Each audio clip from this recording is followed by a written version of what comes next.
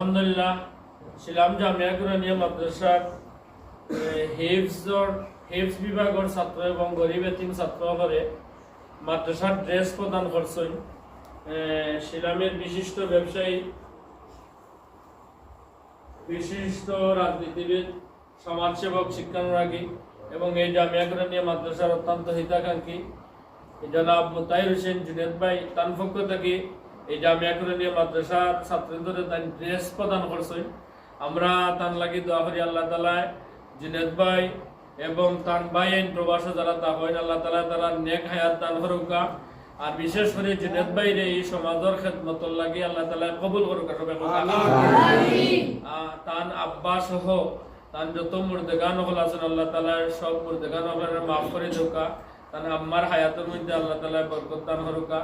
আর বিশেষ করে জিনেদ ভাই আর তান ভাই ব্যবসা বাণিজ্যের মধ্যে আল্লাহ তাআলা খবর বরকত দেউকা।